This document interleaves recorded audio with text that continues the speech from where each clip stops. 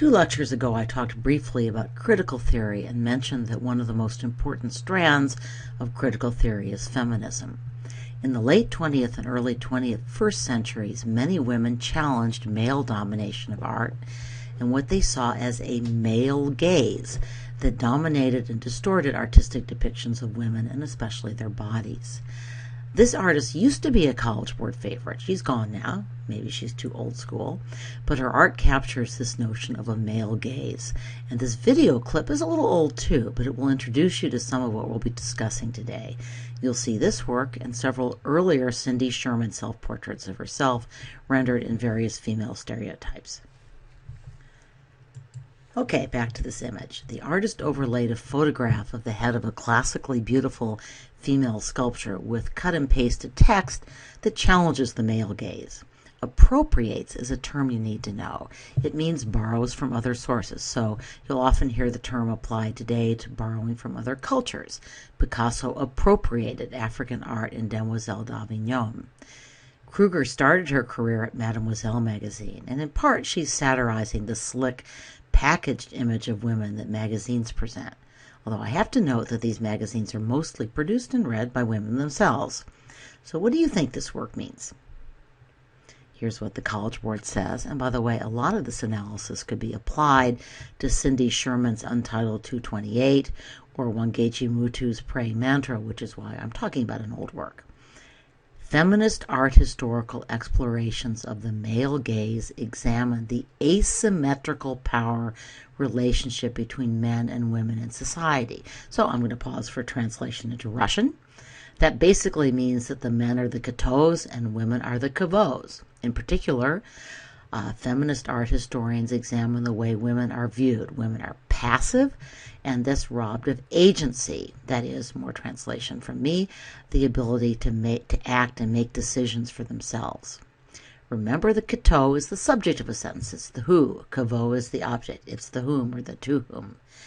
To continue with the College Board, in Kruger's work, which is technically a photograph, the profile of the woman passively invites the gaze, yet the words actively deflect or return that gaze, making the response pretty personal. Do you remember this painting from an earlier unit? It was actually commissioned by Queen of England. It was basically asking for a photograph of a gallery before it was possible to take a photograph of a gallery. But the work, I think, perfectly captures the male gaze, and it has showed up on the AP test in the past. Back in the same unit, we also contrasted the classic subject of a male gaze, Titian's Venus, with a 19th century courtesan who most decidedly gazes back. So what do you think feminist art critics would say about Monet's work? Is this just another, maybe more blatant example of the male gaze? It's almost certainly a male who's about to walk in that door. Or is this in fact a feminist painting? She sure does gaze back. I think my answer would probably be all of the above. In her so-called film stills, they aren't actually taken from real movies, Cindy Sherman poses herself in various stereotype female roles. Like Barbara Kruger, she challenges the male gaze, but she does it by confronting the viewer with her own preconceptions. Remind you of any other artists we've recently seen. Bet you all got that one. And what about Faith Ringgold? In this work, not a required work, she pretty clearly challenges that Aunt Jemima stereotype. Her Aunt Jemima is a successful businesswoman. But what about these works from the French collection? Not our required work, but from the same group. William Marie Simon, our heroine, makes it big in Paris, but she does it how? By submitting herself to the male gaze.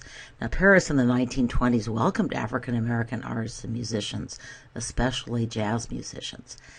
But I wonder if they weren't viewed a little bit like Picasso's African masks. Exotic, powerful, beautiful, maybe a little dangerous, distinctively the other.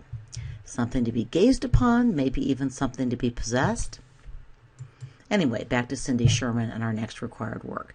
Here are some more photographic images, some of which you also saw in the video. All of these, I think, make the point that Cindy Sherman sees women as constantly performing, living out roles expected of them by others. Now here's where you have an advantage, thanks to the first week of the course. You all remember the story of Judith and Holofernes, right? Let me repeat a point I made back at the beginning of the course when you were probably filing it in your mental circular file. Don't have to worry about May and August. Any rate, the Judith images we looked at, Gentileschi's, Caravaggio's, Goya's, Klimt's, Noguchi's, all of them would be excellent works to choose for an essay. Your readers would enjoy a break from the same old, and since you know the narrative, you'd have something to say. I recommend going back and looking at these works and making sure you know the identifiers, even though they're not on the list. The history portrait series, like the untitled film clips, is both homage and satire, in this case directed not to old movies, but toward famous old paintings. So, what do you think? Which Judith version might Cindy Sherman be channeling here? Well, I don't think there's a single painting that she's imitating. In some of the history portraits she is. Or at least I couldn't find a specific reference to one, but the Khan Academy reading mentions a similarity to Botticelli's Women. So what similarities do you see, and what differences? Well, the clothing is similar, although Botticelli's heroine seems to be wearing sandals on much smaller feet. The faces, likewise, are similarly demure, which I find rather odd given our heroine's bold and gruesome act. I actually don't think this is one of Botticelli's best paintings. Cindy Sherman's expression is a little scarier, maybe even a trifle unhinged. So what other differences do you notice? Well, Botticelli's Judith is a dainty young Italian aristocrat. Remember Florence's sentimental attachment to Judith and David. Cindy Sherman's Judith is enormous. She looks like she just came out of a costume store and did not max out her credit card in the process. Khan Academy uses the adjectives tacky, chintzy, and cheap for her clothes and makeup, and that seems fair enough to me. So what do you think of a Halloween mask Holofernes? What point do you think the artist is making here? I'm going to flash a few more of her photographs juxtaposed, our word again, with paintings that she may or may not have been imitating. This one pretty clearly is an imitation. It's Cindy as Bacchus next to Caravaggio's version, the sick Bacchus, which is also thought to be a self-portrait. So you have side-by-side self-portraits. And that's Cindy Sherman on the left and Raphael's La Fornerina on the right. The woman in the painting, the Raphael painting that is, was probably Raphael's lover, Margherita Ludi. Art historians aren't entirely certain. At any rate, she's clearly meant to convey idealized human female beauty. So how does Cindy Sherman play with this? To answer that, you have to look carefully at the photo.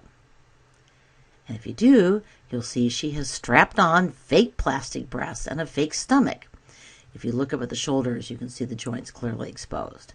So what points do you think she might be making about the female body, about artificial enhancements, and about the relationship between art and photography?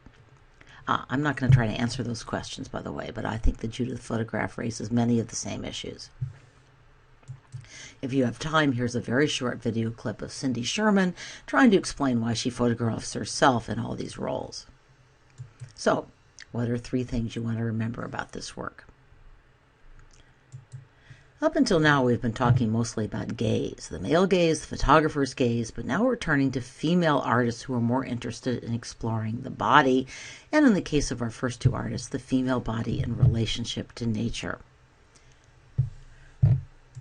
Kiki Smith trained as an EMT as well as an artist, and her early work shows her fascination with human anatomy. Many of her works also focus on body fluids, breast milk as shown here, also urine, menstrual blood, waters from pregnancy. She often seeks to expose and break down social taboos, especially those that hide the workings of the female body. In the mid-1990s, her artistic interest turned toward nature, and she discovered that drawing and etching was a great way to capture the delicate nature of feathers and fur. She also became more interested in the iconography and symbolism attached to animals, and the role of animals in fairy tales and religious narratives. So, you all recognize this particular fairy tale, right? Lying with Wolf also has its origins in a narrative, sort of. I've put the artist's own description of her inspiration up on the slide, so you may want to take a moment to read that. So Saint Genevieve was a young girl who lived in France in the last days of the Roman Empire. Her prayers as a teenage nun were credited with turning Attila the Hun away from Paris, and she remains the city's patron saint. So I tried without success to find the work that Kiki Smith refers to. I was looking at the Louvre website, and as far as I can tell, the main association between Saint Genevieve and wolves is that the saint protected her sheep by keeping the wolves of Attila from the door. You might also draw the comparison with St. Francis and his relationship with animals. I didn't really find that for St. Genevieve. My guess is Kiki Smith likes to use female saints. At any rate, the story clearly resonated with the artist. So why do you think? Well, it's a story of female power. Excuse me. And it's a story of power being used to bring peace. I think part of the message that she has here is that women are uniquely qualified and uniquely able to end such masculine pursuits as warfare. By the way, I didn't put this in, but it's an interesting comparison with Sherman, who seems to be kind of celebrating that women have partly found their political voice by joining in an armed struggle. At any rate, Kiki Smith was raised a Catholic, and she continues to be very interested in both Catholic and Buddhist thought, although apparently she is no longer an active Catholic. Clearly, her Catholic upbringing has influenced Kiki Smith's art. If you have time, I think it would be interesting to stop and talk about this quote, and to talk about how it might relate to other works we've studied in this course. I do realize time's getting short. So in a moment, you'll go through the usual drill and come up with 3 things you want to remember about this work. But first, I'd like you to stop and share your own personal reactions. What do you think of this work and why? Okay, now I'm going to explain why I asked, and really to make a confession. I personally find this work irritating. I realize that the artist is making a sincere point about living in peace with nature and about female spiritual power, but I just find I have this snarky reaction that the drawing insults wolves, and maybe women too. Wolves are beautiful, deadly, fierce, loyal, but they are not cuddly. I'm all about women acting with power and confidence, but if one of my daughters decided she wanted to snuggle up with a wolf, I would probably schedule an appointment with a competent therapist. Okay, I've vented. On to your 3 things to remember. This artist is also exploring female power, but she puts her female figure into a very different relationship with nature. Why do I say that? Remember this image from the first week? This time I managed to find a citation. Praying mantis females devour their mates after sex. But the insect imagery goes beyond ferocious female power. The word mantis derives from the Greek word for prophet or diviner. We actually spell the insect's name with an A, a reference to its common position, which some people think resembles prayer. Mantra is a religious chant. So is this not an insect? So is this woman looking for dinner? Or is she looking for the meaning of life? So Wangechi Muto is a female artist from Kenya. She now lives and works in New York. Her works are often described as cyborgs. So, if there are any science fiction fans out there, what is a cyborg? Okay, I'm going to cheat a little and read from a scholarly paper on her work. I'm sorry if that seems like a cop-out, but I'm going to admit freely that I find this piece very puzzling. Intriguing, but puzzling. So, here we go. Somebody else's thoughts. Wangechi Muto's collages on paper and mylar, McConnell interruption, that's polyester film, the stuff balloons and bouquets are made of. These collages often present female figures composed of human, animal, object, and machine parts. Let me just interject, that's what a cyborg means. Among the sources of her mismatched fragments and decorative patterns are pornographic, fashion, travel, and automotive magazines. Again, the popular culture, another thing we've seen a lot in this unit, is using popular culture artifacts, if you will, to send a message. Now I have to find where I was. In addition to colorful coffee table books on African art produced by and for Western audiences. Another McConnell interjection, note the colorful patterned cloth the female figure is sitting on. And note that a number of our third world artists are very preoccupied with the question of how the Western world looks upon, exploits, distorts images of the rest of the world. To continue, Mudu fuses an assortment of body parts and extremities with hand-drawn and painted elements. It's often the female body in an endless variety of new formations that she chooses to construct. In so doing, she provides a transcultural critique of the female persona as dramatized and represented in Western culture. By the way, I think very interesting comparisons could be made between this and Demoiselle d'Avignon, which of course is a Western artist using African images to make certain points about the female. So, to recap, this work engages with gender roles and with ethnic and cultural stereotypes. Mudu is especially interested in the way black female bodies have been stereotyped and exploited, which again suggests a fruitful comparison with Kara Walker. But this female, I would say, is equipped to fight back. Not sure I'd want to mess with the horned woman on the right either. So here's a quote from the author. The work on the right is entitled Cancer of the Uterus, and it is actually a pathology diagram overlaid with glitter and a woman's eyes and lips. So again, we see these found objects, the artifacts from, I wouldn't call it pathology diagram precisely, popular culture, but from the real world, if you will, repurposed into art, shades of the fountain. So how do these works combine the desired and the despised? Okay, here's another intriguing quote and further collages that demonstrate this combination of female power, female vulnerability, and gender and cultural stereotyping.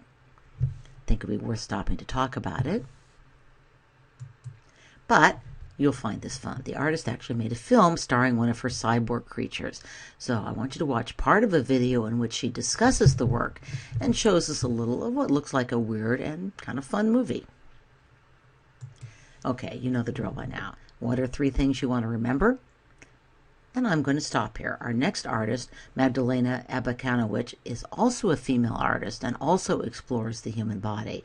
But as the title Androgen III suggests, her bodies are conspicuously neither male nor female. They are merely, if incompletely, human.